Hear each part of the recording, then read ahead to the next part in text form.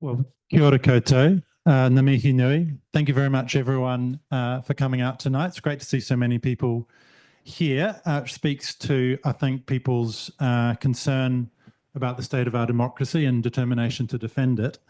My name's Max Rashbrooke. I'm the Research Director for the Institute for Democratic and Economic Analysis, or IDEA. We're a little bit less than 2 years old, and our mission is to tackle the problems of poverty and political exclusion, to contribute towards building economic systems where everyone's got the means to participate in society, and democratic systems where everyone's got the opportunity to participate in decision-making. We see those as two of the big and most intertwined challenges that we face. And that's why we've been very pleased to work with our friends at Trust Democracy to bring over here to New Zealand Iain Walker from Australia's newDemocracy Foundation, and to have him in conversation with our distinguished panellists, Claire Timperley and Chris Finlayson. Now, before I get into the introductions and the running order, just a couple of thanks are in order. Particular thanks to Simon Wright and Finn Schul from Trust Democracy, who've done huge amounts of work to make this event happen. And thanks also to Michael and Amy Tiemann for their generous financial support of Ian's trip. And thanks also in Queenstown.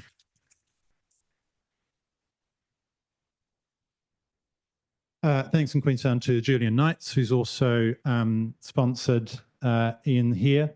And I mentioned Queenstown because we're working Ian pretty hard on this visit, as well as Wellington and Queenstown. He's getting up to Auckland.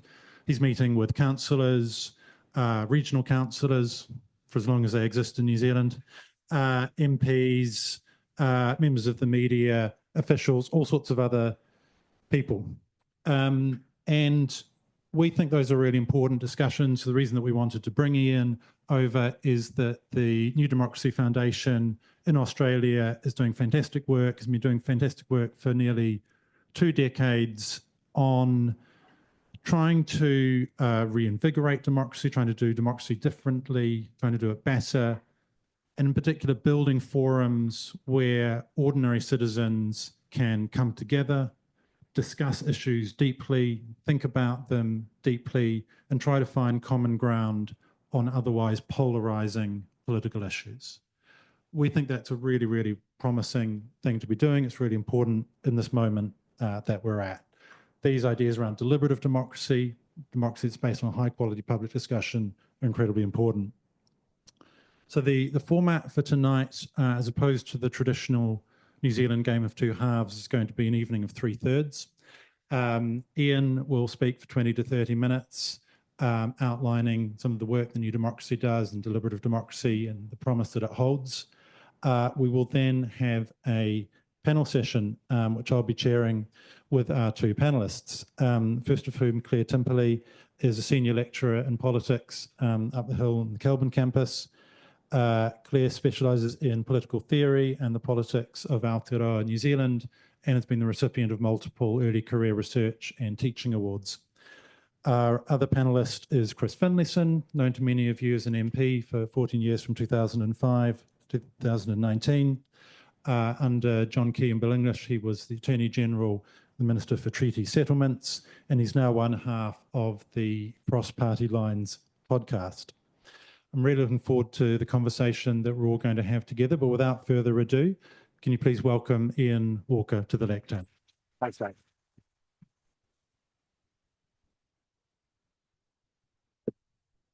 Good evening. I've got a really simple idea for you tonight. I want to ask you, can we do democracy better? I'm going to introduce, that was a very quick yes.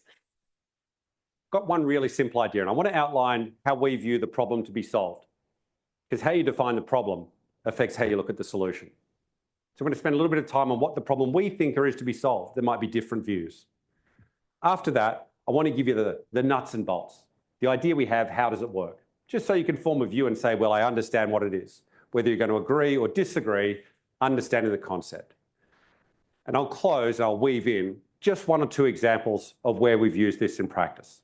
And all I'm hoping you'll get from the evening is a chance to say, oh, I know what this deliberative reform actually looks like, and I know enough to form a view. If I've done that, hopefully in 20 minutes I'll have done my job.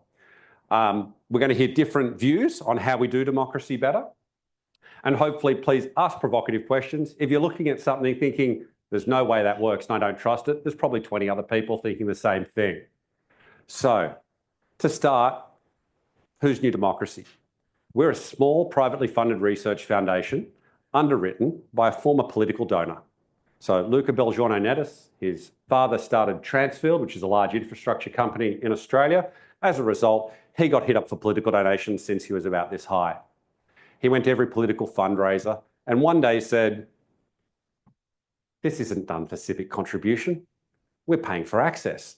And he decided to say that loudly to the MP concerned, who said, the system isn't going to change. I think you want to keep turning up and playing by the rules.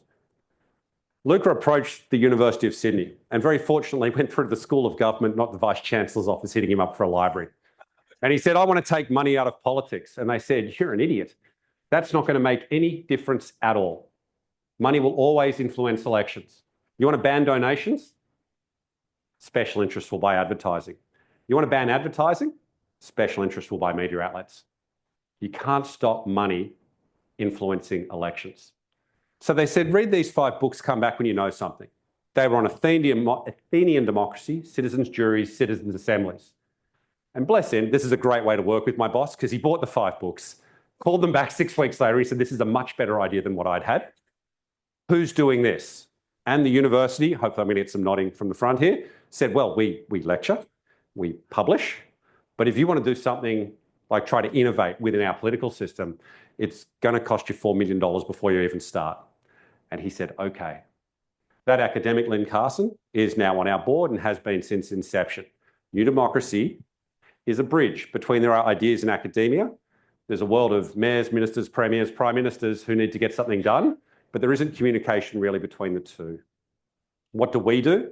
Well, as you can feel tonight, we advocate for a new idea, and then we design and operate pilot projects so you can get a practical experience. So someone in elected office can come to us with a hard problem, and we will do that on just a complete end-to-end rollout basis. That's our job. That's why we have the project experience I'm going to lean into tonight. So what's the problem we need to solve? We think our democracy has become excessively responsive to public opinion. What people think in the next 5 seconds. It's a provocation I give you, opinion polling. Why do we ask people what they think when they haven't had time to think? You may laugh, but we make a lot of decisions, influenced subtly or otherwise, on this basis. Now, journalists especially will say, show leadership. Show leadership and push through public opinion. And that is how to become a former MP. You can't ignore public opinion. You have to respond to it. That is the system, that is the structure that we've built. So what are we trying to do? Instead of public opinion, we want to move to public judgment. Now that sounds like a slogan, so let me make it a little more real for you. I tend to pick on Max for this. If Max and I have a wild night out tonight and end up in the cells, can't rule it out. What will we not do? We will not say we insist on a phone poll of 1,000 people in Wellington to decide if we go to jail. Neither of us are going to come out of that well. What do we do instead? We use a jury. Jury is a trusted mechanism. We have a mechanism for making incredibly important decisions in our society based on whether people will go to jail for the term of their natural life. If you turn on the news tonight and hear a jury has reached a verdict, I'm wagering that for 95% of this room, you'll say, that's fair enough. Either I guess they did it, I guess they acquitted it. The next news story could be your council changing bin night and there'll be 10 conspiracy theories on social media within an hour. The mayor has a connection to the waste company. They're trying to do this to block out my suburb and turn it into apartments. We are not trusting elected officials. We are trusting jury verdicts. Now, this is not a radical revolution of throw out of all politics. We still have judges to determine sentence. Judges and juries are complementary. Can MPs and juries be complementary as well? I'm going to put a little caveat here. It's a broad analogy. There's some significant changes, but hopefully you're getting that sense of it's a public judgment mechanism. What makes a jury work? Random selection of the population. diverse and contested evidence. Not a single source. You don't just get the police turning up going, oh, well, I guess he did it then. There's actually difference and points of view. There is extended time to hear the evidence, extended time to deliberate as a group. Critically, we ask a jury to find an 11 out of 12 common ground recommendation. So if you're sick of the battleground of politics of I've got 51%, you've got 49, get lost, we see that jury as a different kind of mechanism. So that's the problem we're trying to solve. So what does this look like in practice? There are 5 principles that make a deliberative process work. They're designed on their own. They take many different formats. The Brussels Parliament has integrated this into their committee system. The Irish government now has a capacity within the Prime Minister's office to request a deliberative process. President Macron re-tasked an engagement agency with doing it. So hopefully you feel there's many different flavours, but everything has 5 principles in common. I'm going to step through these just so you get a feel for what this looks like. These are going to be the 5 most obvious things you hear this year.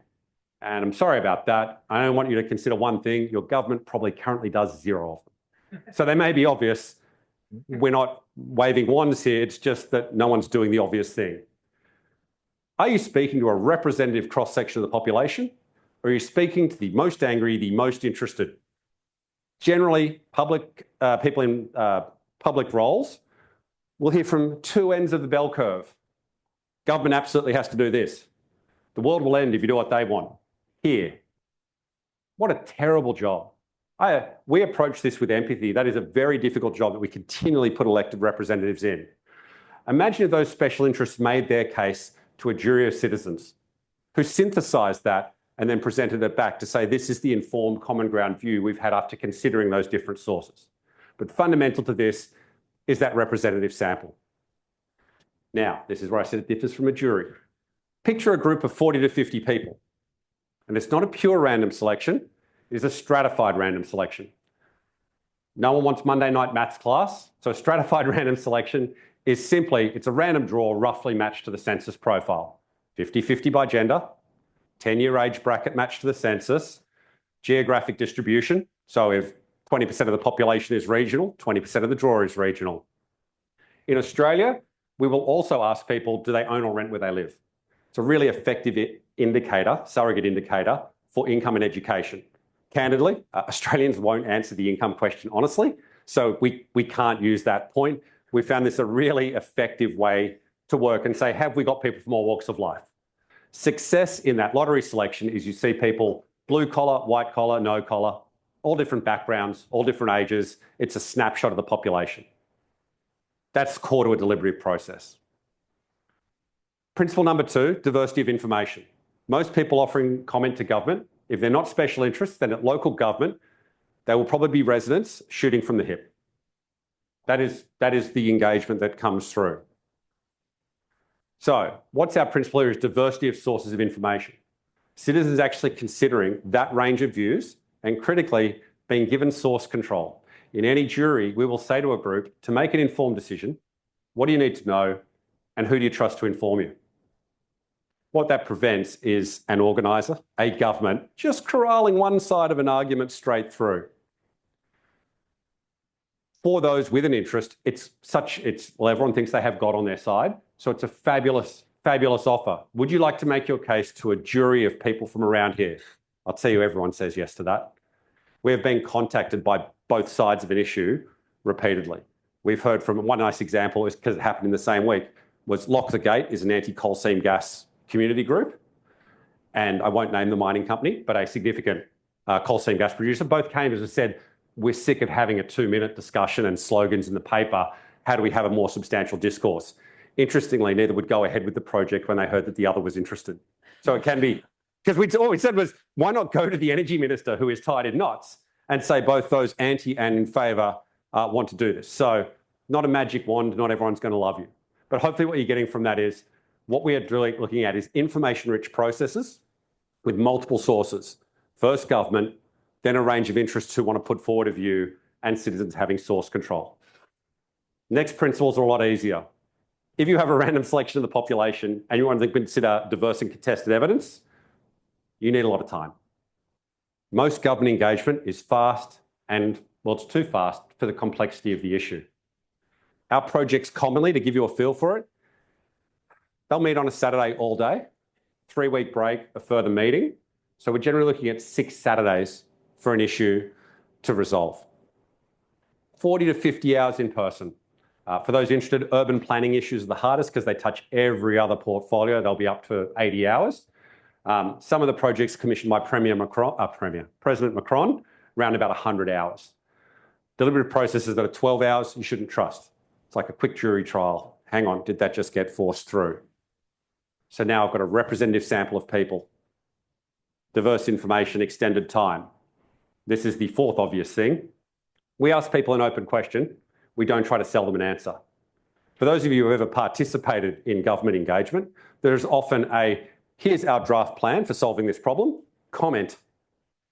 Now, from the laughter, I'm guessing some of you have tried to do this, because if you then look at the final plan, this is the greatest Where's Wally exercise you've ever seen as you try to pick the difference between the two. There will be a single page up front that said, we did 11 workshops, we had 32 online comments, we engaged. Results the same, but we engaged. We're saying, why do this? This doesn't make any sense. Why not ask people the question? I want to give you just a little practical vignette on this. Like many countries, Australia has a problem with funding its health system. There's been repeated government reviews, attempts. One of them was known as the Commission of Audit. It was under the Abbott government. Several $1 million to do those expert reviews. 18 months, came out. This, we'll see if this plays across a non-Australian audience. It came out with a recommendation that our Medicare system, that people needed to pay $7 to go to the doctor. Do you want to guess how this went? It went in the press. GP tax, thin end of the wedge, beginning of Americanisation. It was dead in 48 hours. Just think about that. Problem hasn't gone away. We've still got this huge problem. We've spent millions on a review and it's unactionable. $7 a new cost? Yeah, because it's just free to turn up for a doctor right now. So free and then it's still free. It's still free today, but we also have $1 trillion of debt. So a little problem to juggle there. So, train of thought. Our contention is really simple. Imagine I'd taken 100 Australians from all walks of life. You've got the random selection, different jobs, different backgrounds. They got to hear, understand the depth of the problem, the amount of costs, procedures. They would hear from the AMA, the nurses union. You can see a diversity of sources coming together and perspectives, patients, representatives groups. And for sake of discussion, they would emerge out the other side and say, look, we've looked at this. I think we're going to have to pay $10 to go to the doctor. Our contention is because it comes from people like us, doesn't come from a professional advocate where you think, well, you would say that, wouldn't you? Because this is a new voice we add into our politics. We think this can unlock the political system. That right now, if you think of the example I gave, that government, that minister, that report was constrained by public opinion response. No one read that report before reacting. No one came up with an alternate solution to the problem. So that's 4 principles. The 5th one is the one that knits it all together. This only works where governments pre-commit a level of authority. This does not mean they are bound by it. Same way a judge can throw out a jury verdict if they find flaws in the logic and reasoning. What's the level of commitment that we seek? When we've done projects, the easiest example is state premiers. I want you to think of getting an invitation with this offer. We want you to solve this problem. Maybe how can we pay for the health system we want? Your report is public immediately, and I'm talking 2 minutes immediately because there is a mistrust. The public sector will just get rid of the bits they don't like. The Premier, you will get a substantive written response in 45 days. The Premier will meet with you within 21 days of that report becoming public. My contention is that is a better democratic offer than you are getting through voting alone. Now, I'm not saying get rid of voting, and in no way are we saying this is anti-politician. If you think about what we're trying to do, we are trying to help leaders lead by unlocking that reactive public opinion stop that occurs. My first week in this job, we're backed by a high net worth individual. I said, Luca, it's fabulous you want to do this, but you donate quirky bits of art to the city. You do some weird stuff. Why would anyone listen to you? the first thing they're going to say is get elected. If you want to change something, get elected. So the people we reached out to and was a former Liberal Premier and a former Labor Premier, just to demonstrate we have no ideological alignment. For those who know a bit of Australian politics, it was Nick Greiner, was a New South Wales Premier in the 80s, and Jeff Gallop on the Labor side. And it's what Nick said to me that I'd like to share with you now. He said this publicly, so it's going to seem rude, but he has said it publicly, so I'm okay. He said, I'm the second most dictatorial Premier this country has seen. Jeff Kennett still has me, but when I came into office, people know some of the names. When I came into office, candidly, we commissioned freeways, cut the public service, cut schools. You know, we blazed through things. My logic was there's only one front page. If you do many things at one time, they can only attack one piece. And he said, yeah, with all that hubris, there were things I didn't touch. And the example he gave was this. He said, there's no one in politics in Australia who thinks that what we do in prisons actually works. Okay? It was a personal view, but I've never found someone who really massively disagrees with that. And he said, here's my problem.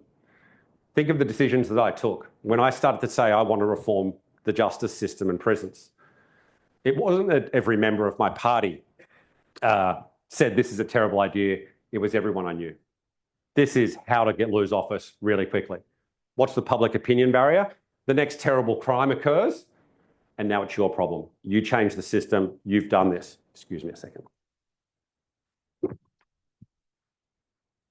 That it's unreformable when you look at it. It's a huge barrier because it's just how to lose office. You can't touch it. And he said, the reason I'll help you out is because with my time again, I would love to call an organisation and say, show me a jury of citizens. I want them to answer one question. What should we do with people convicted of a crime? Because in politics right now, my options fit in a matchbox. But if people from all walks of life immerse themselves and looked at the costs of the system, the effectiveness, recidivism, do these people go into jobs? What happens to their lives afterwards, their families? He said, my bet is that they will come back with a box of options much bigger than I have today. I won't like all of them, but as long as I'm willing to substantively respond and show where their logic doesn't hold up and where different evidence should be presented, then my range of options is larger. And that's what we need to do. There are certain conversations we are not having for a very rational reason. People in elected office would like to stay in elected office, and there are some very shortcuts to losing office too quickly. What I hope I've done there is give you a snapshot of what a deliberative process might look like, a citizens' assembly or a citizens' jury. I hope I've shared with you the problem it seeks to solve, and you're getting a feel that public opinion or that excessive responsiveness is the key issue that we need to look at. I understand there's going to be some views of I just don't like politician X or they're all liars. That's not what we do. We look at it technically that there is a structural problem that we need to address, that the system is simply too responsive to that opinion view. Some of you be thinking, this is all nice. You can write that paper. How on earth does this work in practice? I'm going to give you a couple of examples. We did a project for the City of Melbourne. So City of Melbourne is a $400 million a year council. About 250 comes from rates, the rest from parking, leases, etc. Group of councillors had run for office. Obviously, everyone's made promises. And we got a call from the CFO who said, yeah, I've got a problem. We're overspent by $1.22 billion across the next 10 years. Now, I'm not going to do compounding and interest, etc. But in round number terms, you've got 250 million of rates revenue, and you need to find 120 million more. So they'd turned up, and the CFO had said, well, it's a 45% rates rise. And the councillors, do you want to guess what they said? No. I said, okay, well, you can't do that. Then these are the promises we can't go ahead with. Do you want to guess what they said to that? No, we're not doing that. Which is why the CFO called us. We assembled a jury of 43 citizens. Half commercial ratepayers, half residential ratepayers. It's a capital city. Huge amount of revenue came from commercial rates. We asked them a very simple question. How can we live within our means? And what I want you to pick up on that question is, it's non-directing. We don't care if citizens increase rates. We don't care if they sell assets. We don't care if they reduce services. It simply says, solve the problem in front of you. 6 days, 4 months, for those interested, about $350,000 to operate. Jury's ultimate recommendations. About $970 million of recommendations they made. Yeah, that's nice. It's pretty easy to be a sideline player. What's more important is what happened next. Council acted on $775 million of the recommendations. That is a problem that had been ticking along for over 12 years. As one of the councillors said, Stephen Mayne, if you want to have a Google, he said, it's not that we couldn't resolve this as a council, it's that we couldn't discuss it. Because the first person to say, I've got a budget issue, someone will point at them, you're trying to raise taxes, you're trying to cut services. The public opinion response and manipulating that had become too dominant. I'm going to close with one final example. I'm going to use a controversial issue. I don't want you to have a view on the issue. There'll be a range of different views on the room. All I ask you to grasp, excuse me,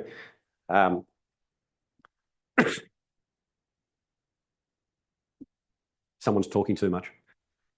All I ask you to grasp is that it's difficult. Picture this. A centre-right government in Ireland started to see news stories pop up related to an abortion law issue. So I'm not sure if some people are familiar with this, but some people will have different views. But I just think of the political difficulty of this, particularly for those of you who have held office. Essentially, abortion is prohibited in Ireland. There is a right to life in the Constitution. Church plays a very large public role. Women would travel to London for a procedure. And the thing that was the trigger was a young woman died on a flight returning to Dublin. Front page news. You're that government. What do you do? Think about how awful this is politically to try to address this issue. This is going to be nothing but a firestorm.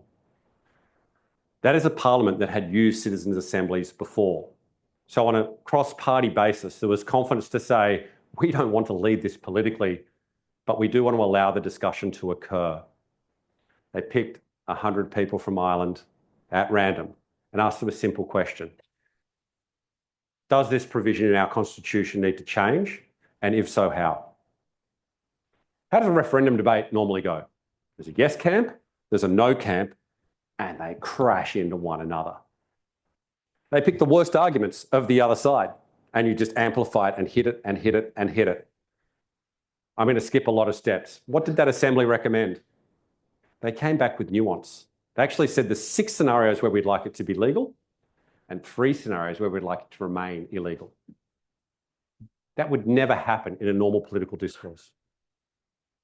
They had no incentives to campaign. They simply said, this is what we think fairly reflects our views.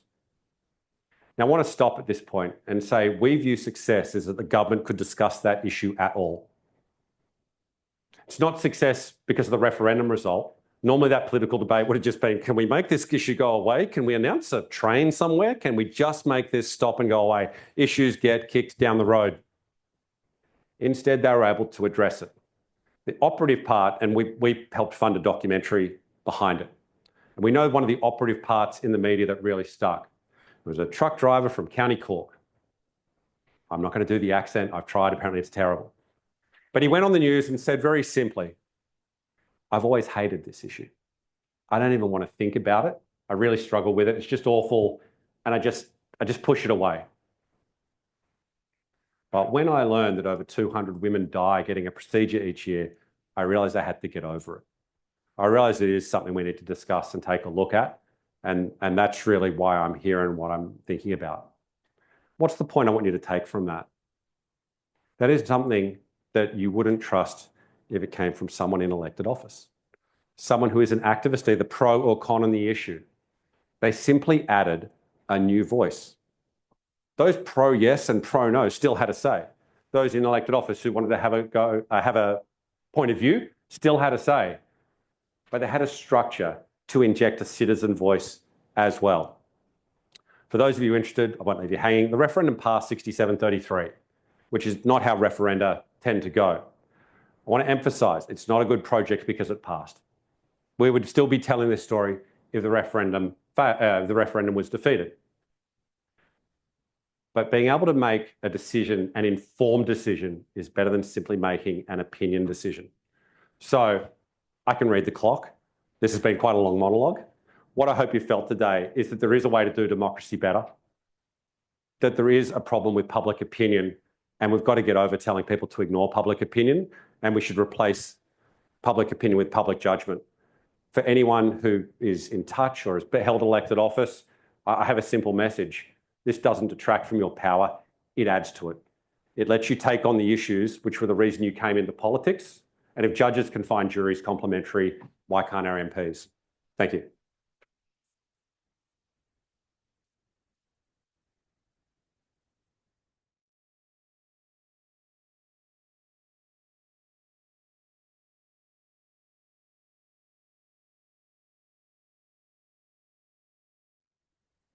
Right, thank you very much for that, Iain. We're going to move into our panel session. So Claire and Chris, if you want to come and join me up the front, and we'll arm you each with a microphone.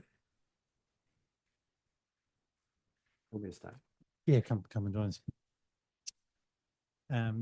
Yes, there. All right, so Claire and Chris, both very grateful that you've joined us on this panel, and I should have said at the outset, actually, we're open to a range of views here. Anyone who listens to the rest of this politics will know the phrase agreeable disagreement. And so I thought maybe I would start with you, Claire, if that's okay. So obviously, as a political theorist, you know these issues around deliberative democracy and these things are very familiar to you. Just interested in your thoughts broadly about this issue and your reaction to what Iain had to say. Kia ora, thank you. I think I was brought on to be the disagreeable voice on the panel, although I will kind of underpin that with generally, as an academic, I think that deliberation is wonderful. I think that giving reasons for actions and outcomes is a really good thing.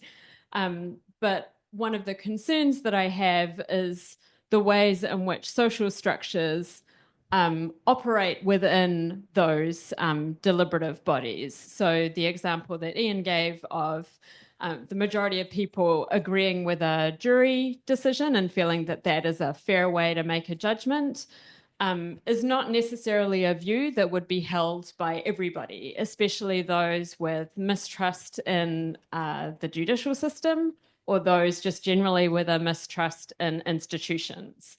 And thinking about the particular positions that people are coming from and some of the reasons that they might distrust jury deliberations is that we know that there are social norms that affect the quality of deliberation in jury decisions. So, for instance, we know that by and large, the person who's chosen to be the foreman is usually a man.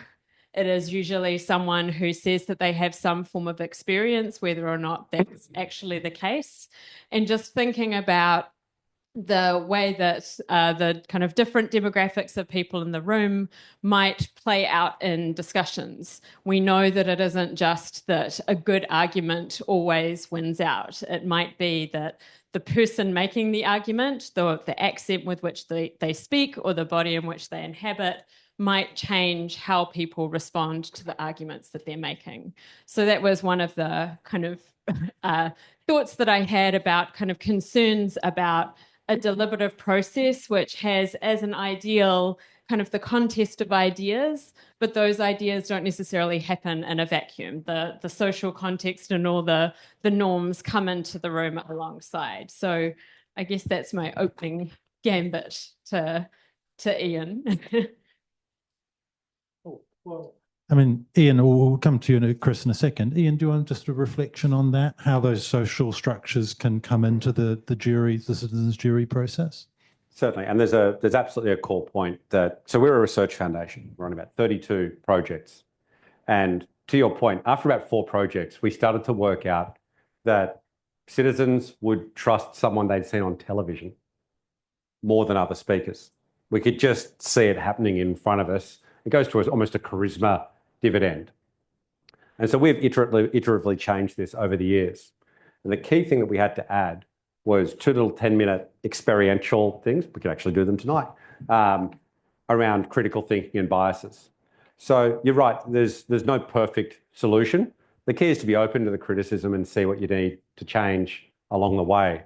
I'm always reminded of that fabulous little anecdote of, you know, the two of us need to run away from a tiger. And someone will say to you, well, you can't outrun a tiger. I don't need to outrun the tiger. I need to outrun you. Look at how we make public decisions today. There may be challenges and imperfections in what we do. We're simply looking at the status quo and going, can we make it incrementally better? We look at, there aren't really biases in recruitment, but in terms of, yeah, literacy can be a barrier. Nothing's perfect, but we think simply the positives outweigh the imperfections. All right, thanks for that. There's probably more to say on that. I think we might come back to it, but maybe Chris, if I can turn to you. So you're coming to this with the experience, obviously having served in Parliament in very senior roles, probably dealt with some of the frustrations that politicians feel that Iain outlined. When you were listening to Iain talk, what were your thoughts? You know, could you see these sorts of things working here in New Zealand? I put my microphone down because if I can't make myself heard in this lecture theatre, I don't deserve to be a part-time lecturer in the law school. I have been reflecting very much on this issue in recent times because of the fact I'm repelled by what I'm seeing in our kind of democracy, and was brought home on Saturday night in New South Wales when One Nation won the Farrer by-election, and also on Friday when the British political system fragmented and the rise of a party I regard as, how does one put, well, there are no laws in there, utterly repellent. And so one of the key issues which we have to look at is how do we strengthen our democracy? How do we bring people into making decisions, empowering ordinary people to make a democracy we can trust? And it seems to me there are two answers to this, and I'll come to Iain's point in a minute. But the first point is we have a lot of mechanisms already, but they are not being properly used. And I just made a little note. The first is, and this, I'm sure the General Secretary of the Labour Party will be very pleased with me when I say this, if you don't like what you see, join a political party. And obviously, join the Labour Party. I was once a branch chair of the Karori branch of the National Party, and we had 1,000 members between the cemetery and the mall. It used to be about 1,800. And people became disengaged in politics, and I know why. It was in the early 80s, mainly because of Muldoon. And political parties, and I think you went through the same experience in the 80s, and political parties have shrunk.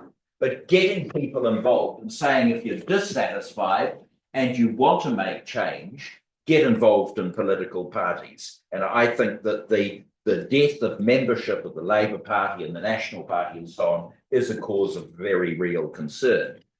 Another example is, and I annoyed Chris Bishop's mother on Saturday at Featherston Booktown when I was talking about this. She said, it's not cross-party lines anymore with you and Goffer. You're all singing from the same song sheet. And the answer is that we are on issues like urgency in Parliament.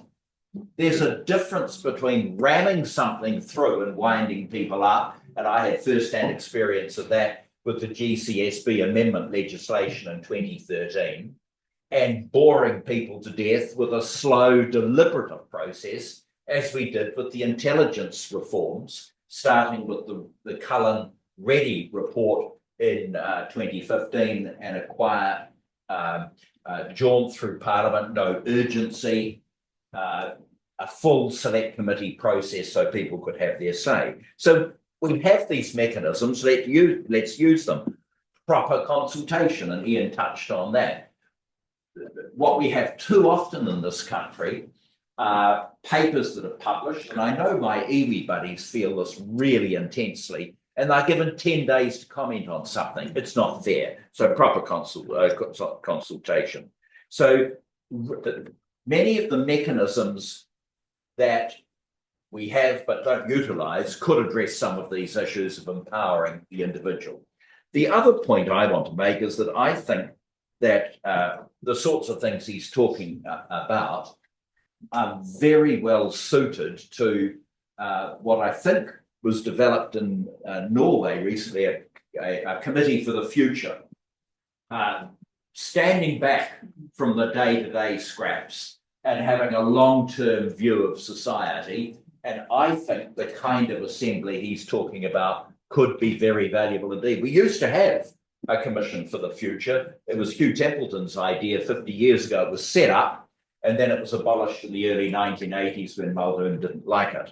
And we've tried to replicate it with particular, I know you want me to stop, a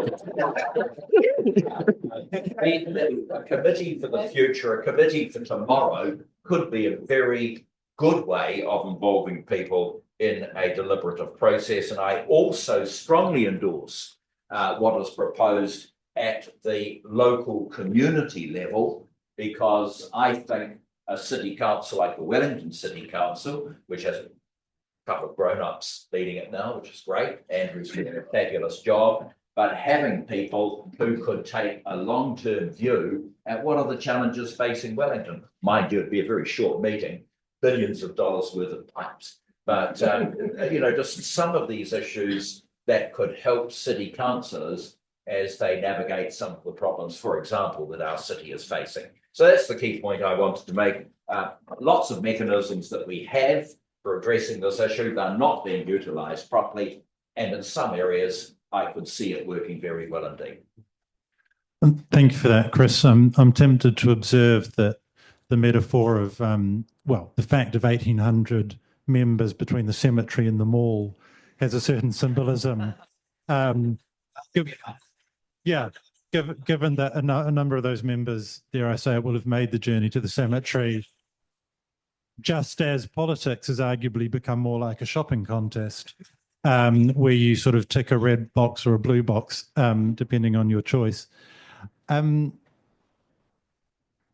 I want to come back to you in a moment, but Iain, maybe just sort of a quick thought. So partial endorsement there from Chris, but also a view that we could do a lot better with the mechanisms we already have.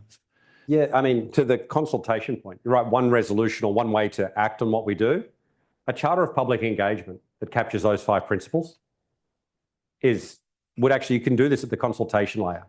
And part of because we work with foreign governments, it's interesting that almost every parliament's done it differently. Interestingly, in Belgium, the committee system is deliberative in nature, considers its extended time, diversity of sources. It's perfectly fit. What did they do? They created a special purpose deliberative committee where it's more a 4 to 5 party system there. And they simply have occasionally a special purpose committee where they then draft in 35 citizens. It's just done on highly blocked issues. So they integrated at the committee level. You can do it at a consultation level. You can do it at a Prime Minister's level. You see what I mean? There's a range of options. So I agree with you on consultation. I thought I'd add a point on One Nation, because it is absolutely focusing the minds of the major parties. When One Nation voters are polled, the most recent major party reporting is the primary voting intention for 92% of One Nation voters is, I want to blow up the system. Think about that as a motivation. It's actually not about immigration or others or things like that. It is a protest vote in a major way. So to address that dynamic, our advocacy to the major parties is, if you're not going to give people a say, they are not feeling heard. I could have equally said, apart from public opinion, people generally don't feel heard. They just sit there and things happen to them. If you don't innovate within the system, voters are going to do it for you in maybe a less pretty way. That's not to take a negative, we wouldn't take a party view anyway, but there is a clear voter dynamic for please try something. And all we're really injecting is, well, we've got our one, please try something. We need to talk less about what we don't like and much more about what we're going to try. And there's absolutely different examples of that, but what's the harm in small trials and innovations? If we're wrong, we're wrong. Okay, if it doesn't work, hey, we spend a little bit of money and we're wrong. If we're right and we start to address hard issues in a trusted way based on evidence, that's transformative. Let's take the small experiments. Thanks for that. Claire, if I could come back to you, I was really interested by what you were saying about your worries about the dynamics within these forums and, which is part of a worry about the dynamics within politics more generally, right? And I'm sort of interested, I think there's an American legal scholar, some people know him, Cass Sunstein, is a big opponent of group deliberation because he worries that the first person who speaks up in a group is very dominant, and then sort of the cascade effect, I think he calls it, that people follow after him, and it generally is him. On the other hand, people push back on that and say that's only true in sort of badly organised, badly moderated discussion, and that well-moderated discussion sort of tends to make people more moderate. I mean, do you feel that there would be ways of doing these things better that might accommodate some of the concerns that you've got? Or do you think, I mean, are you raising a bigger point really that we need to fix other things before these sorts of, and that we load too much into these sort of forums as possible panaceas? Do you have a sort of general view about that? Yeah, maybe a bit of both. I think, again, thinking about this wider social context, I saw the release of a UN report last month, which was looking at the, huge rise in online misogyny.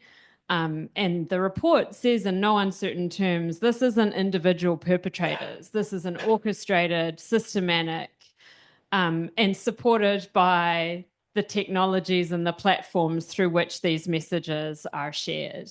And so I think I do want to kind of hold to that concern around wider social dynamics, and there's misogyny as one. The report also said that either women of colour or women who had an affiliation with a religion that wasn't Christianity, so Jewish women or Muslim women, were also more likely to have, terrible campaigns orchestrated against them. So I think there is sort of the undermining of particular people and kind of groups within society that need to be considered and addressed. I don't have a very good, I don't have the solution to that, but I think that if we're also, again, to kind of reiterate that I think deliberation is good, but I don't think that deliberation can ignore that there's these wider systematic effects that find their way into the room itself. And I really like this idea of citizens' juries or assemblies as helping to overcome deadlock and to kind of not necessarily, sort of diffuse issues. And I was also looking at the Helen Clark Foundation report on social cohesion recently. I thought raised a number of concerns about trust in our democratic institutions, and we're seeing, and again, that trust isn't just across the board. It really does depend. You can break it down by age, by gender, by ethnicity, those different levels of trust. So I think people are having really particular experiences. But one of the things that I kind of underlined when I was reading it rereading it earlier this morning in preparation was that it said that contact from people with different backgrounds consistently predicts stronger belonging and more accepting attitudes.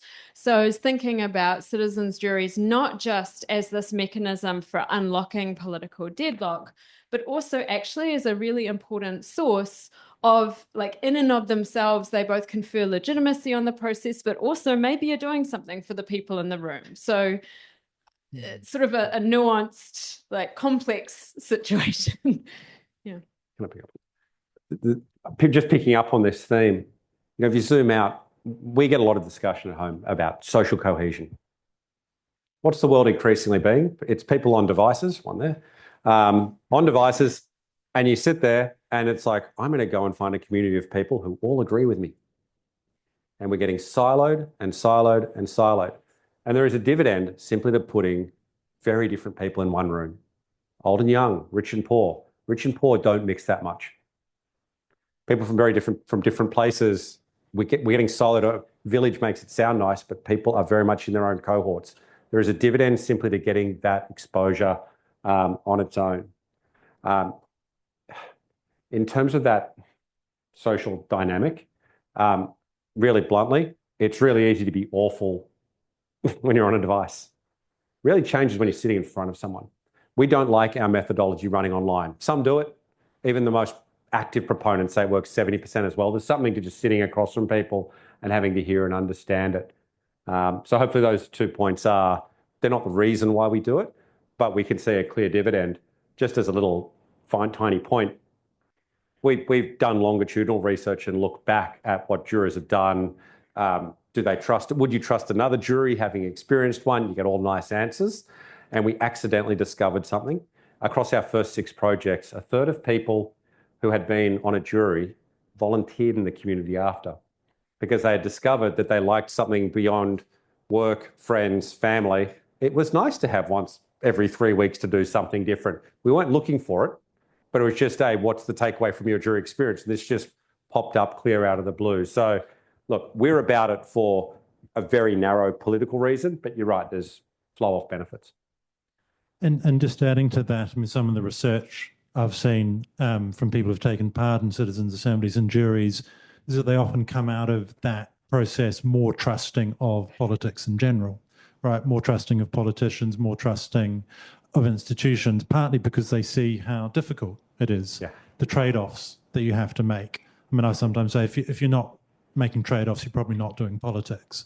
And I think people, when they go into those processes, understand the complexity that people like you, Chris, faced when you're actually having to make those trade-offs. Just coming on, I mean, you've both, Claire and Iain, you both talked about deadlock and the potential for these sorts of deliberative mechanisms to break deadlocks. So, Chris, one thing I was interested in, sort of putting you on the spot a little bit, is can you think of something from your time in government that you really would have liked to move on, that you would have liked to see legislation on, or you'd like to start a discussion on that you couldn't, and where you could see a role for the kinds of citizens' jury or something like that that Ian's talking about? Yes, well, I have one particular example that haunts me. After the 2011 election, John Key phoned me and did same portfolios. I said, great, would you like to be Associate Minister of Maori Affairs? And I said, fantastic, can I reform Maori land law? Go for it. And I always remember Ngā Tata Love warning me. He said, if you look as though you're Moses coming down from whatever mountain Moses came down from, I wasn't Hebron, what was it? Oh, you know, well, Sinai. Oh, sorry about that. I'm a New Testament guy. He said, if you like that, you'll fail. And so I embarked on this great reform and got Patsy Reddy involved and all sorts of things, and Api Mahawika's son, and it was a very good piece of work.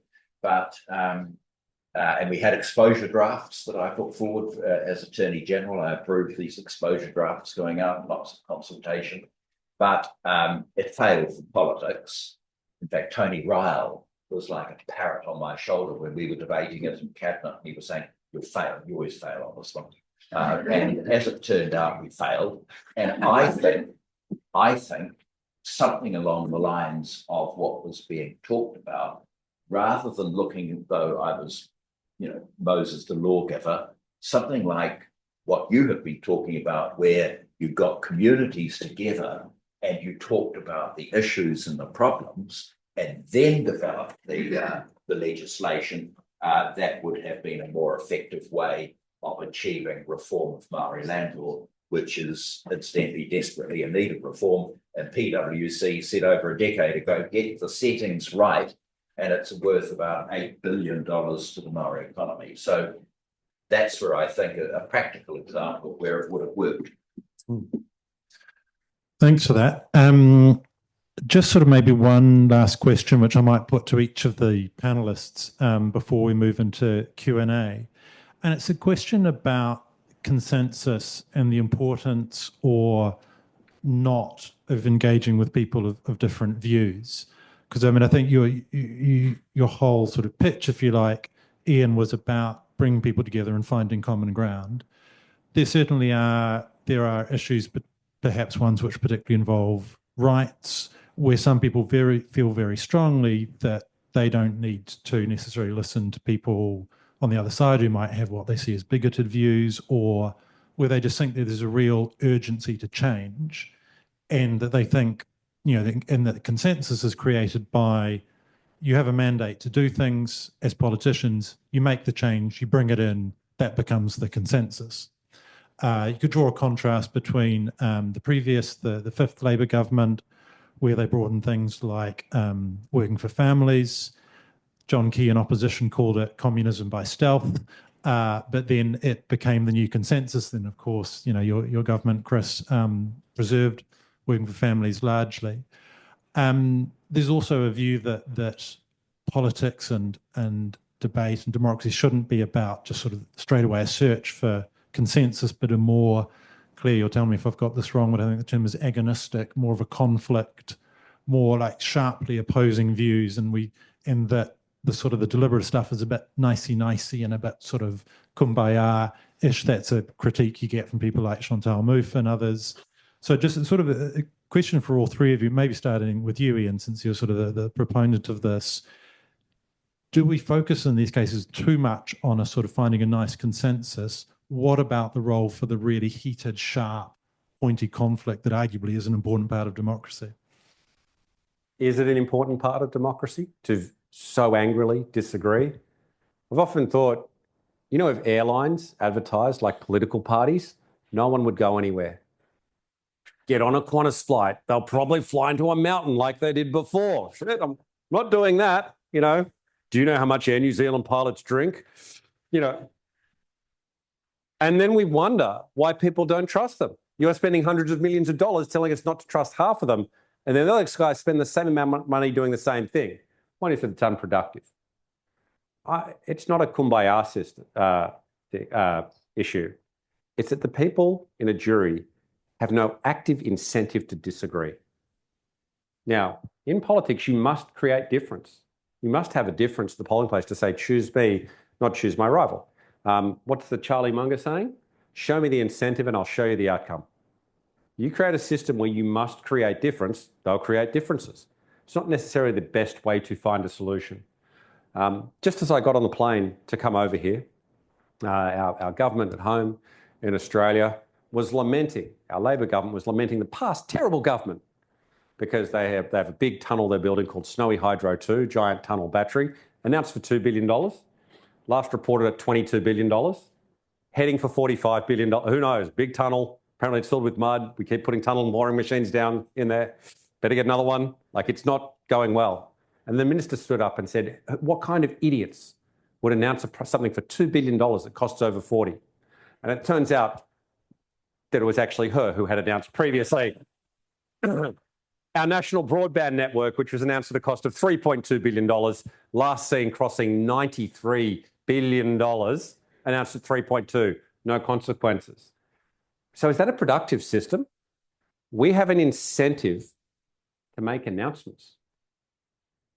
And then we go, okay, we better figure out what it's going to cost sometime later. Can you start digging though? Digging would be good. I want signs. This is a terrible way to make decisions because it's being done for a public opinion reaction. Why have that hot contest? Because it's fun to hate the other side. It does motivate people. Absolutely, that motivates votes. I'm not kumbaya. I would argue that the alternative is excessively hostile, which is great if it's working. But if it's not working for you, if you're not resolving issues that are relevant to people's lives, why not try something new as well? Thanks for that. And that the example of Australia's adventures with ultra-fast broadband is always a nice reminder that although we struggle to do things well, infrastructure well in New Zealand, one thing we did get right was ultra-fast broadband by comparison, which was your government, I think, actually, Chris. But anyway, so your take, Chris, on the same question that I posed to Iain, what's the role of conflict in politics versus a search for consensus? How do you see all of that? Oh, I strongly believe that Harry Truman is right.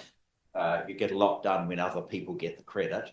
And also speaking highly of your opponents is extremely important.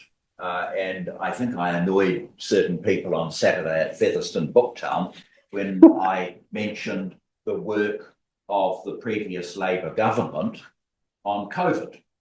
And I said it was a case of sometimes it's not good decisions versus bad decisions, it's bad decisions versus worse decisions. And Robertson had asked me to act for him in the Royal Commission. I did say to him, why? And he said, because we want someone, Jacinda and I want someone who could be a prick if necessary. But it was very interesting when they were giving evidence to the Royal Commission on the closure that was shutting down Auckland. that theme came through. It wasn't good versus bad. It was a really tough decision that was going to be bad anyway. And so I think that, so speaking highly of your opponents and getting away from this utterly corrosive rhetoric, and as former Madam Assistant Speaker will tell you, I could be a pretty sardonic and aggressive person in the House. Ronnie has called me waspish today. But at the end of the day, those sorts of things, toning it down, which is a matter for individual politicians, getting away from the rhetoric is extremely important, and seeing the good in your opponents and in many of the decisions they make. Judith Tizard once said to me after I was elected to Parliament, look, you've got to agree, National and Labor have to agree on about 75, 80% of the stuff, have a scrap on 20%, and we don't want to get to a position where, you know, Willie Whitelaw, the former Secretary of State for Northern Ireland, would fly into Belfast, sit down with the Catholics and the Protestants and say, good morning, can we agree what day it is?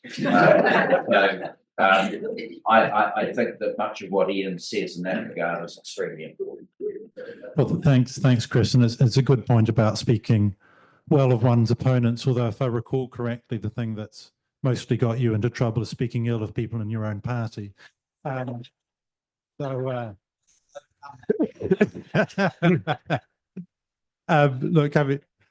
coming to you last, Claire, your sort of views about conflict, dialogue, consensus, agonistic, deliberation, where'd you sit on all of that? Yeah, I mean, it gives me the opportunity to promote my former grad school colleague's book, which she wrote with one of our professors, which was called The Two Faces of Democracy.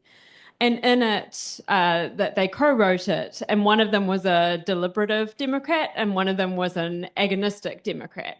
And part of what they were trying to do in writing that book was think about the fact that there are these two different kind of approaches to democracy, one which is more consensus seeking and one which is recognizes that there is inherent conflict. And I would sort of maybe draw a distinction between an agonistic approach to democracy, which recognizes there are tensions and some of those might be irreconcilable tensions, and you've got to figure out how to deal with those, and sort of outright antagonism. So agonism is different than antagonistic or adversarial, which is what we often see across the road in Parliament. So this isn't exactly answering the question, but just I think it's sort of maybe a helpful heuristic to think about democracy as having at least these two different faces, to use their word, that there is a deliberative side and that it's a really important piece of the puzzle, that we do want to find ways to make that flourish. And I think we especially do want citizens to feel invested in their institutions and in civil society. But I think if we ignore the agonistic dimension, which does recognize that there may be some tensions that are very challenging to get people to agree on, that we're maybe doing a disservice to kind of, I don't know what you would call it, sort of the general democratic project. Thanks. Well, that's a great note on which to open up the floor for questions. We've got Simon and Finn who will be going around with these foam microphones, although I think you have to speak pretty closely into them. Hold them nice and close. No, just before we get going, I will just say, and some people have heard me say this before, I have been trained in the Kim Hill School of Meeting Facilitation. So if any sort of questions, comments masquerading as questions go on for too long, I may use the chair's privilege and bring them to a brief halt, a quick halt. But anyway, with that caution in mind, Marianne, do you want to lead off on the questions? Thank you very much. I've really enjoyed this. It's lived up to my expectations. But has a citizens' assembly, and it's really for you, young man, that's because I've, as usual, forgotten names. Has a citizens' assembly ever failed to find an agreed solution? Yes. Can you tell us about it? So, candidly, no one should ever represent that their solution works all the time. I've blown up 3 projects. My call, what I got wrong. They have a very common through line. What do you get wrong? It's when the time is insufficient. So I'll give you, I can give you the shortest example so we get more questions out. There was a problem in an agricultural region. Effectively, South Australia is farmed because of drainage ditches, swamp, drain fresh water out, you get farmland. So no one has maintained them for 150 years. And so the state came out and said there's going to be a levy on every household of about $550. Bang. Premier steps in. This is something for the region to resolve. We'll commission an assembly. Design problem for us, geographically huge. So we are flying participants in. So now I've got a problem where we, as I said, remember we like 6 individual days. Farmland, I've got, what do you call it? Harvest times, shearing times. You've got all sorts of problems here with timing. So we ran 3 double-day weekends. 3 lots of 2 days does not equal 6 lots of 1 day. And all of a sudden we could tell, oh my God, I've underscheduled. Now, to give you an idea of what they were on, generally people spend half the time learning, half the time then refining and writing a report. And all of a sudden they were still having ideas on the 5th day. If we'd had 2 more days, they would have been able to cost and explore the idea. I'm happy to share what the 2 ideas were. They'd said, we have 3,000 kilometres and we have a right of way of 5 metres each side of the ditch. We have several gigalitres of fresh water. Can we grow trees for carbon credits? Which normally you'd then refer a question to an economist or an agronomist who can cost that. So they come back with an informed decision.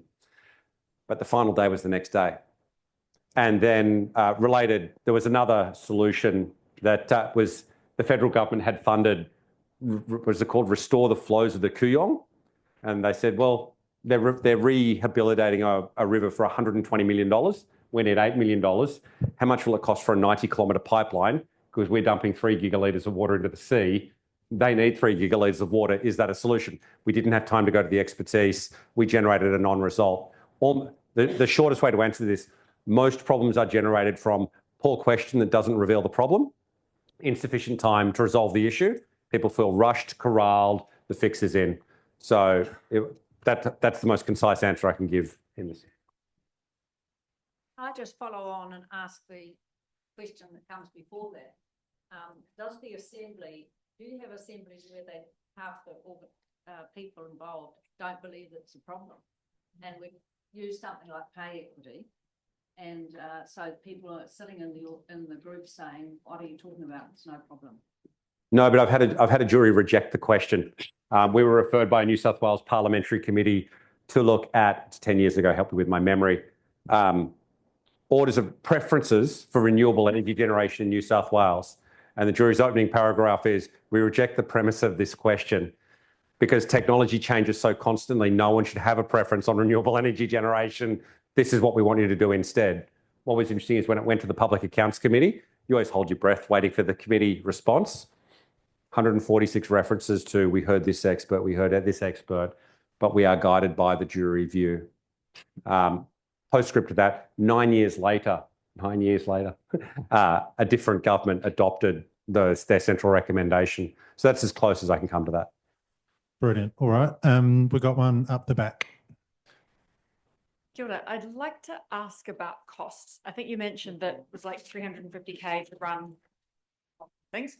And I'd just like to kind of throw 3 things at you and get your response. So firstly, the honestly eye-popping numbers that we're spending or thinking about spending or trying to spend on infrastructure.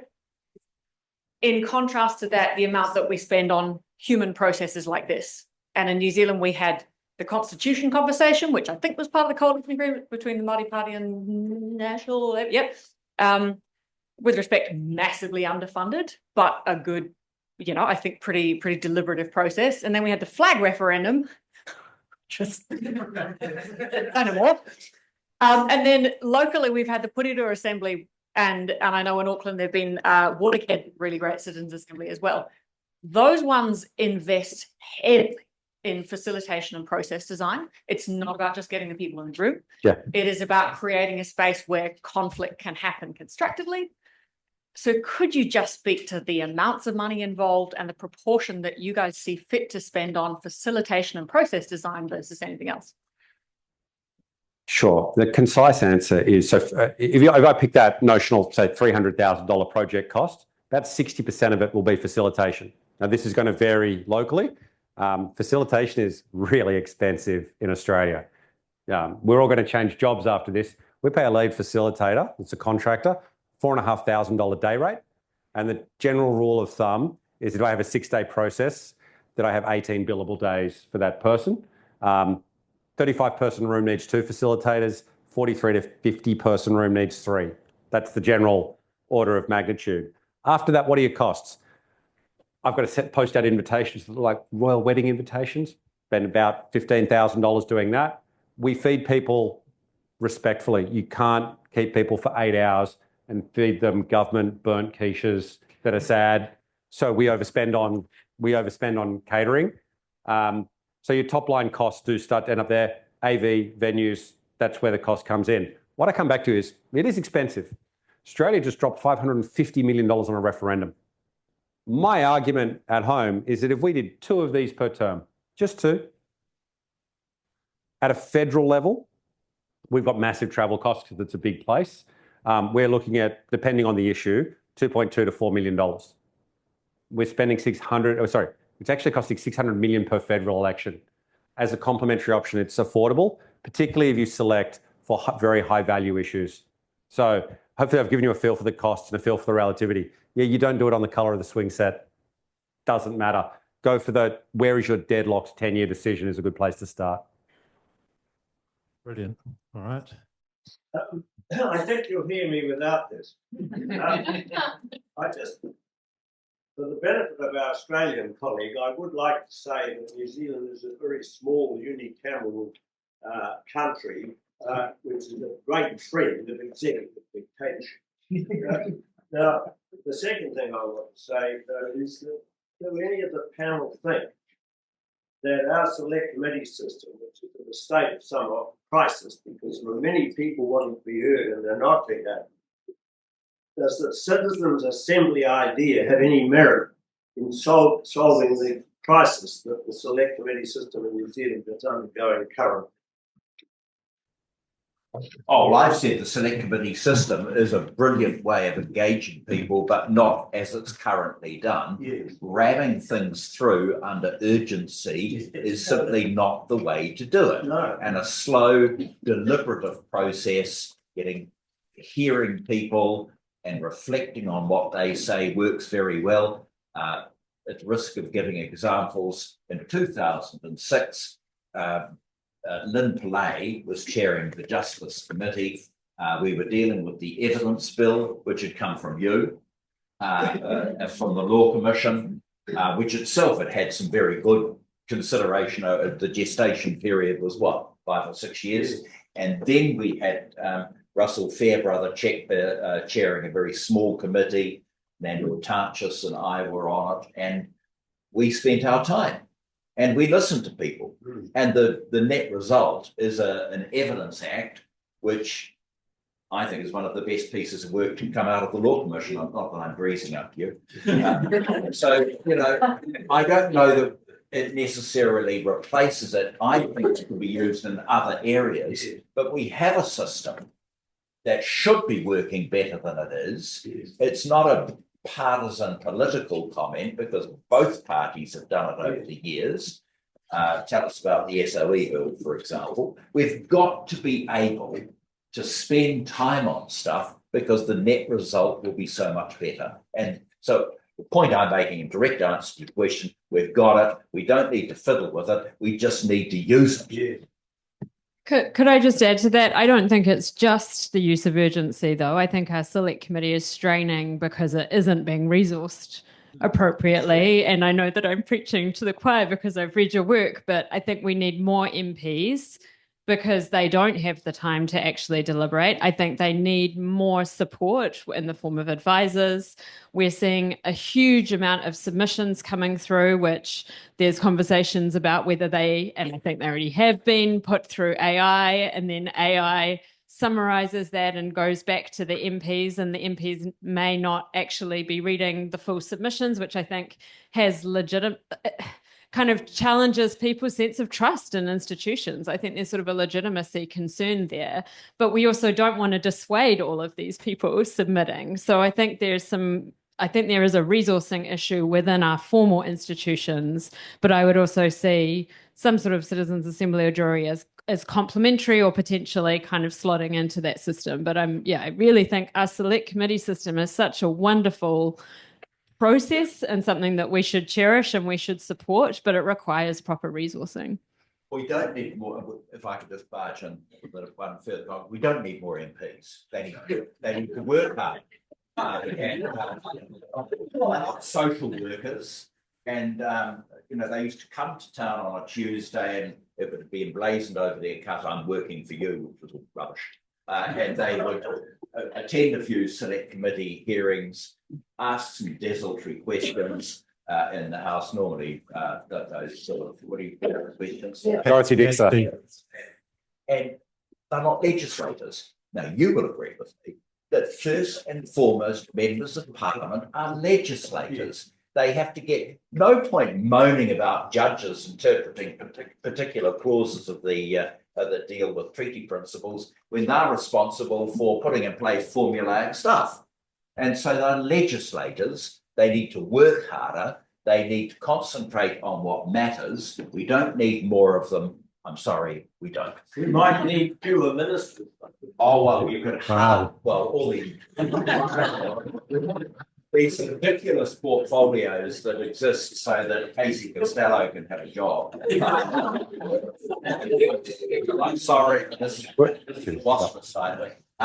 We certainly don't need them. We don't need more politicians. We need perhaps more randomly selected people attached to the Parliament. To give you a very direct answer, the problem we solve, and we're dealing with a Parliament, upper Legislative Council president who says, my problem is that we have 150 committee reports not responded to by government. That's a problem. Why is the government not responding? They don't want the public opinion response. So if you can land a committee report and also have a community view that says what's acceptable, we think we can add an efficiency. If your question doesn't relate to public opinion feed, like that is the core problem we're looking at solving. It sounds like your issue might be slightly different here. Great. All right, got a bit of disagreement finally. Excellent. All right, up the front there and then back. Different policy questions are difficult for different reasons. Sometimes it's hard to predict the future, know how much an infrastructure project is going to cost. Sometimes there are big trade-offs. Sometimes it's a very sort of moral and emotive issue. Sometimes the considered expert view is very different to the kind of what become common sense approach. Like, there's a whole variety of policy problems out there. What types do you think are best suited for deliberative processes? Great. Everyone heard that? I don't think the microphone clicked, but what's the good fit? Starting point is when a politician tells me that all courses of action will earn them criticism. That is a great start. Premier Weatherall in South Australia, I asked all politicians, tell me what's hard. And he said 2 kids will die on the streets of Adelaide this year. They go out, it's summer, they have 10 beers, 2 groups run into each other. Someone throws a punch, they hit the pavement, they die. Do you want to tell you what the political problem here is? If I change the laws, I am the nanny state, I am the fun police, I get smashed in the papers for 2 weeks, so my backbench gets nervous, so we back off. Conversely, I think the laws are fine. We just send a directive to the police to be active and visible, but we don't make a legislative action. What's in the papers? You're asleep at the wheel. You're not protecting our kids. You've got your priorities wrong. So after about 3 weeks, we reactively just push something through and hope that it works. And I have a third problem. I could take the 20 greatest minds on this topic, put them on a desert island. They could come back with the perfect technical response. And 95% of punters out there will think the liquor industry wrote it because we take donations from them. There is no trusted action. That is the starting point. More technically, high data topics are good. To give you a shorthand, budget projects or infrastructure prioritisation, how do you want to pay for it, will work a very high percentage of the time. At the other extreme, something I've done once and will never do again, I'll be honest, it's our worst piece of work ever, was visioning. There's no trade-off. If someone says, I want Wellington 2050 to be a renewable energy superpower, and someone else says, I want it to be a walkable arts precinct, there's no tension for us to resolve. You need a clear, hard problem that is relevant to people's lives, and the project will work, high probability. to the earlier questioner, nothing works all the time. But we're increasingly understanding why it won't work. If you get certain variables right, if you have a facilitator who is task-based and can give people clear instructions, if we can get the question right and the time right, your odds of success are extremely high. Kia ora, Ian. I'm not sure if this is working. Hi, I'm Alicia Mackay. I work in local government across Australia and New Zealand, and I would argue that we have everything that you've specified today, but there is no mandate or funding to make it possible in local government. Local government is probably the closest thing we have to a citizens' assembly in terms of representation of the population, the time and the diversity of information needed to participate, but certainly not the mandate or authority, which was your fifth point that they need. And so in New Zealand in particular, with the over MP or not issue, it seems like there's a really clear mechanism there for decentralising that decision-making closer to the people, and that we already have it. We could certainly work on making those systems, to the point of both Chris and Claire, more effective by bringing more representation into the selection and voting process for local government, and for providing more time and funding and mandate. And I say that because obviously everybody hates the council, but I also say that to make the point that I think, nothing is outside the system. And so once we make a citizens' jury or a citizens' assembly the decision-making authority, the same mistrust and uncertainty that we have directed at government will surely be then directed at citizens' assemblies, but without the accountability mechanism that politics currently offers us. And so I will wrap up the statement into a question shortly. Thank you for your patience. My questions would be, do you think the effort in establishing additional consultative mechanisms would be better spent strengthening local government, which is arguably the citizens' assembly we already have? And do you think there is a risk potentially to democracy in decoupling critical decision-making from the accountability of the political system that we already have? I kind of admire your optimism. You find politicians accountable. I don't mean to be negative, but think of the example I just gave. People have very short memories for politics. You announce something. Is anyone seeing if it gets done? Is anyone seeing if it gets done on budget? That does not motivate a voter. The number one motivation for a voter, being done in studies all around the world. What's the number one motivation? I really don't like the other guy. It's not about efficacy. So no, I strongly disagree. You said council is a citizens' assembly. People who run for council, I would suggest, are not a representative cross-section of the population. They are nowhere close to it. In Australia, odds are they are property developers and real estate agents. Oh, look, we've just had another two politicians wiped out because the metro stations, I mean, who would have thought that you'd build the metro station right under my mother's function centre? Look up John Sidoti, that's the latest one, wiped out. That's how we're making decisions. He was a councillor, he became a state minister. He's got a couple of colleagues in that. So no, I reject the proposition that people look at their councils and see people they really connect with. I just don't think that's accurate, and I think that's an impediment. I think the more nuanced answer is, I think people often look at politicians and have a grisly view. I look at councils especially, and council staff have learned how to run their councillors. I have enormous empathy for seeing these reading bricks that come through for people who have day jobs, have insufficient time. One of the benefits we've got, will juries be, I'll sort of close on this point so it doesn't turn into a grumpy old man rant. In Ireland, we've assisted them with their recruitment methods, some of their information methods, with technical advisors. But the government did a really interesting little bit of opinion research. You know what they asked people? What is a citizen assembly? Most common response to you could see it's an open qualitative question. What's the response? That's how Ireland makes hard decisions. Now, I'm going to wager, I know if I asked an Australian, how does Australia make hard decisions? I would get laughter. Now, I don't know what your response would be. The general rule is we kick it down the road and eventually someone makes a last minute call and kind of blames the other guys. We've had a federal government in for 2 terms now that still every problem is, well, this was given to us by the last lot. Like, really? You're still doing this? At a certain point, you own this. So, no, I don't agree councils especially are representative. I think they get type A personalities and they are in They don't have sufficient time for the decision. Candidly, there was a change to the Victorian Local Government Act. You know why it was changed by the state government? It actually requires councils to settle their budget once every 4 years using this method. Why'd they do it?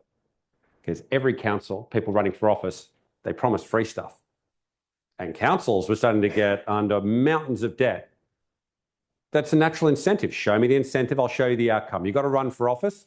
Fastest way to win office, with respect, give away some stuff. Works super well. Motivations of the jury are very different. They just live there. So, no, I don't think you just make councillors better. I don't see a path forward, but, you know, we want to see experiments. Why not work on a council and try to make the election method and the information work better? I often think that deregulating local government elections would be one of the most interesting experiments. Other voting elements, other representation models, why not allow experimentation? Certainly where I live, you are struggling to get enough candidates to even run for council now. It is such an unappealing job. That doesn't point to me to a system that just needs a bit of a tweak. All right, we've got time for another couple of questions. Yes. Very, very quickly, and it's going back to the select committee. I've often felt that the difference between select committee working well at a time it's working well and a citizens' assembly is that it feels to me like the select committee involvement of citizens is a linear approach. You're speaking to the decision makers and back. To me, a citizens' assembly is the value of it is when the individuals at that citizens' assembly are actually in the same room with each other, speaking to each other. It's like it's being channeled in a select committee, whereas in a citizens' assembly, anything can come up and be addressed. No, Are your comments on that? Yeah, I agree with you, but I don't see it as an either or. And I use my example of Maori land law reform. I think if I'd been smarter or if I'd met Iain, maybe we could have started with a citizens' assembly or an iwi assembly looking at the issue and the challenge. But that doesn't militate against the fact that when the bill goes off to the select committee, you'll get another layer of consultation, but it will be the sort that you mentioned. So I don't think it's either or. And I think it does depend very much on the subject matter of the issue. Thank you. I can just add a very brief mention that a brilliant PhD student of ours focused specifically on select committees in his PhD, and one of the things that he was looking at kind of confirms your view that they aren't kind of these pure deliberative processes, in part because some of the interviews that he did with MPs were around the coordination that happened around the table via political party where especially new MPs came in and thought that they were having a genuine vote on what they felt about something, and then were very quickly given a raised eyebrow or a nudge or a text message saying, stop, you don't vote that way, that's not how our party is voting. So yeah, select committees are not, I think there is some deliberation that happens there, but yeah, just confirming they're not akin to a assembly. All right, yes, question up. We'll go here and then we'll finish up there. Thank you very much. A few months ago, I was in this room listening to the readout of the Citizens' Assembly from Porirua. And just quick, raise your hand if you were there also. So a few people. The dimension that I think we didn't hear tonight is not just the question of the quality of the decision-making, but the personal growth that people gain through this participation. Iain mentioned that 30% maybe become more pro-social after this process. Claire questioned, do people have the wherewithal to speak? But I'm wondering if you could talk about how the Porirua experience speaks to this untapped dimension of growth that can transform apathy into engagement, in addition to all the benefits of decision-making we've talked about. Great question. I don't know if we can talk specifically to the Porirua experience, but Iain, that sort of question of the growth that people experience through juries, citizens' assemblies generally. Yeah, and I think the positive is that it scales. We simply need an institution which encourages people to think and to mix. That's really all this is boiling down to. The thing I'm very happily convinced of, and I'll be honest, I started in a Masters of Public Policy, which is where I got exposed to this.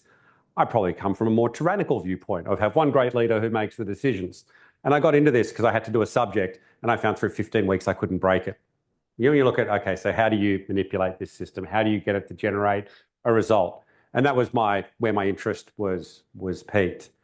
I continually, there's great elements in every project. And if you've done this for 15 years, I don't mean to get all Yoda on you for the evening, but in public policy, I know you probably have some strong views about things. There are no right answers. Okay? There's an answer a given community feels is right. Doesn't matter if your tax rate is 1% or 99%. If 80% of the punters out there go, yeah, that's fair enough. If it's an informed decision based on evidence, that's a good one. People take the opportunity. I think I've shared, we've obviously faced skepticism that when I say I'm going to have a randomly selected jury of citizens, I understand that a lot of people picture the pub at 11 a.m. on a Monday. Okay, I get that a bit. And all I ever say to people, particularly in elected office, is I get it. Come on the first day. Come and meet them.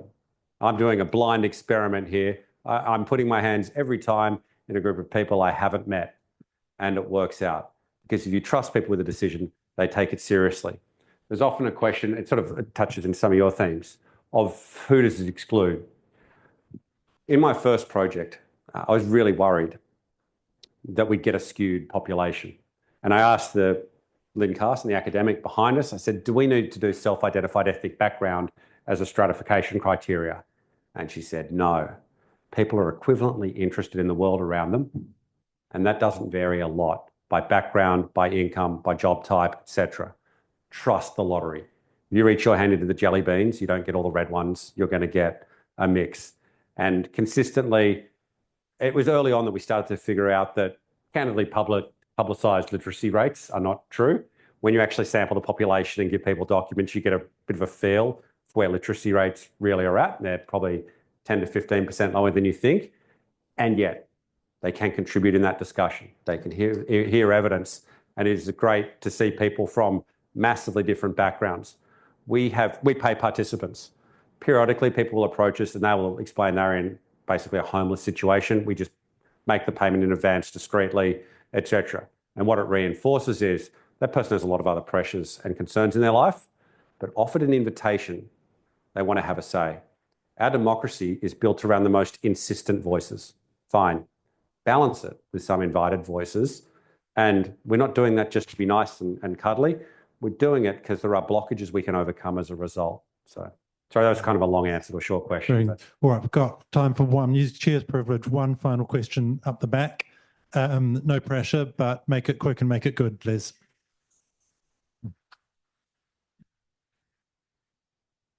Okay, can you hear me? Yeah. So my question is basically about what kind of properties the decisions that come from citizens' juries will have. And I'm thinking of a couple in my head. You mentioned Cass Sunstein earlier. He also talked about how juries can have what he calls severity shifts, where where through deliberation, they're basically skewed to extreme views.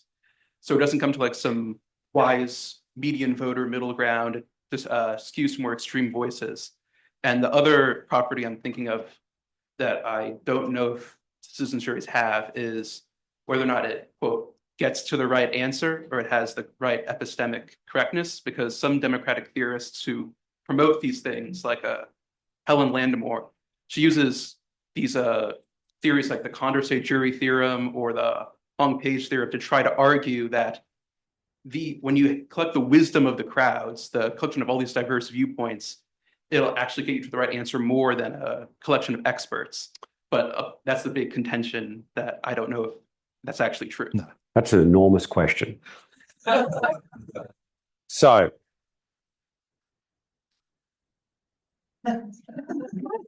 I'd better to think first, and what is it? Better to remain silent and be thought a fool than speak and remove all doubt. The thing that impresses me in most jury deliberations is that they'll come up with some idea that is outside politics. We did a project for Infrastructure Victoria related to massive infrastructure prioritisation, 900 potential projects across the state. What stood out in the report for the agency is two simple things they said. Firstly, have you got 900 projects listed and none address mental health? And the second one was you're trying to be so equal in your access to public housing. Candidly, women over 50 struggle to get mortgages. We are happy with them being prioritised, and we are happy with a co-payment model, which is very politically contentious, but they found common ground. That was off a very open question about what infrastructure do you want to prioritise. To give you a very direct answer, we use a 3-word template. We're very worried about biases, so we do an absolutely minimal template. Recommendation, reasoning, evidence. That's it. No, the juries don't skew extreme. I often get asked by politicians, so how do you ensure that it's 50% coalition and 50% Labor? Like, you've got no idea what the population is like. Most people are just not that political. If we hit one person who's that politically militant that they want to drive to the edges, it doesn't really work out for them. We are representing a common ground view through a self-written report. We do this through iterative writing. We tend not to see extreme results. The hardest part, to come to the core of your question, the key, what is a good project for us? What are we looking at? People confront a trade-off. Let me give you a very short example of a good versus bad.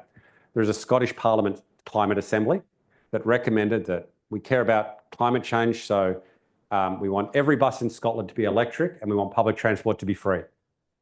That is a terrible recommendation. Why? It's a wish list. You just shoveled a cost onto politicians of where am I finding this money? We spoke to the organisers and said, do 2 Google searches. What's an electric bus cost? €600,000, about $1 million and change. Actually, I don't think your currency is going super well, so $1 million too. So how many buses in the Scottish bus fleet? It's 4,200. Okay? 4,200 times $1 million. You just spent $4.2 billion and you took away fares. What is a good recommendation? I don't have a policy view. You can have electric buses. They can be free electric buses. But it's only actionable when people confront the trade-off. We want free electric buses, and we can live with this local tax, whatever it is. When people say, and this will cost $5 billion, and I accept that cost, we actually do the tough part of politics. And that's the direct answer to your question. If you see a trade-off being confronted, that is the most useful thing we do for politicians. When we do the prioritisation in infrastructure, it's what they say no to. We did an infrastructure backlog project for Marrickville Council. It was great that they put up the certain things they were willing to pay for. What was really instructive is what they said, this is broken and we don't care. Turned out people did not care about cracked pavements. But when they saw the price of it, concerned and realised there were other things around stormwater they wanted to prioritise. So confront the trade-off is what you should look for. Brilliant. Right. Thanks for that, Ian. Chris, I think you wanted to add a couple of things.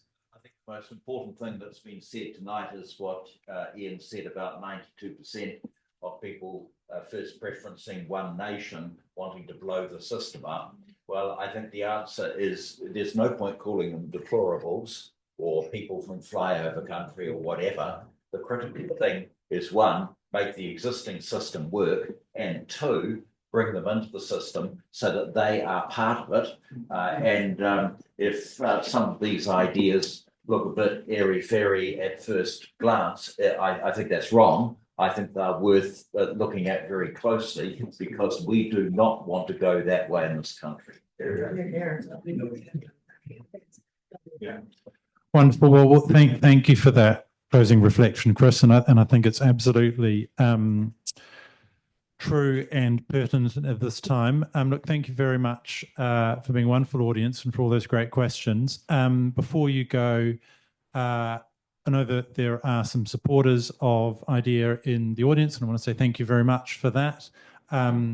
If you're not yet a supporter of IDEA, and you've found this of interest, this work that we're doing here, these kinds of panels are very much part of our wider mission to bring these kinds of ideas forward, but also to foster debate and sometimes disagreement about them. We've got a big work program ahead, and we need more support to action it. So if you've enjoyed tonight, I would love you to go home, sign up as a supporter, as a subscriber of ours. That would be fantastic. But for the moment, thank you very much for coming along, and can you please give our panelists and our speaker a round of applause.